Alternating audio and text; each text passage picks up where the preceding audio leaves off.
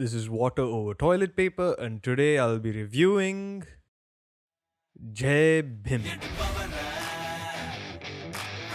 Directed by T.J. Gnanavel. It stars Suriya, Prakash Raj, Rajesh Vijayan, Lijomol, Rao Ramesh, and K. Manikandan. It's based on a real-life tragedy that happened during 1993, where people of a lower caste were unlawfully taken to the police station and brutally tortured, and it follows Suriya, who plays the lawyer, trying to get justice for them. Start off with the positives. The performances are excellent. Everyone did great. There's no performance from any major character that you think could have been better or was a little lackluster. Suriya is great as always. But then the scene stealer is Lijomol.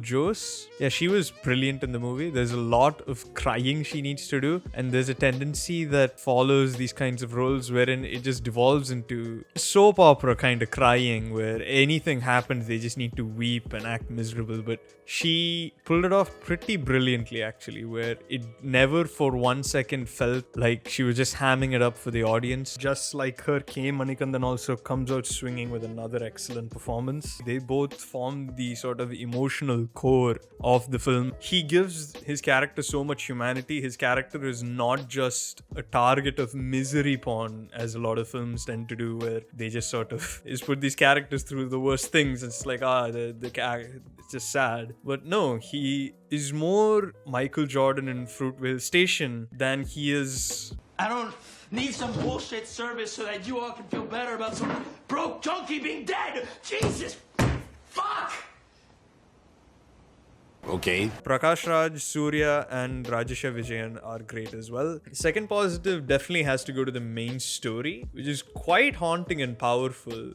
As someone who never knew this happened, all I knew going into this movie was that it was based on a real life incident, a real life tragedy, and nothing else. It's really fucked up, to say the least, what happened to them. It still does a really effective job of having you care for them and sympathize with them. It's more akin to Fruitvale Station, and that was pretty neat. Some of the segments here are really fucking affecting, especially the torture scenes. We saw this earlier this year in Karnan. It never gets easy to see, and even here it was not easy to see. The makeup and the acting by all the actors, including the police officers in those sequences, were pretty excellent. Now getting to the negatives.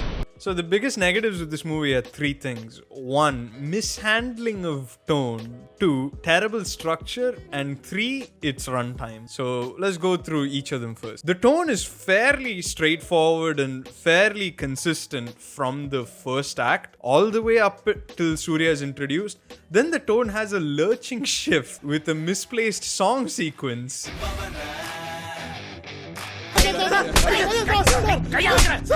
The first 30-40 minutes of this film make you believe that it is about the struggle they're going through, but then it subverts it by, okay, now we're gonna watch the lawyer and give the lawyer some background and heft and all that. Sure, that's fine. And it's after this that it completely sort of falls by the wayside, wherein there are these unnecessary sort of flashbacks that they could have placed earlier in the film and just shown what happened, or not shown what happened and gone with it from the lawyer's point of view. And it's this confusion between, now we're gonna show most of it, but then hide this and then show it here.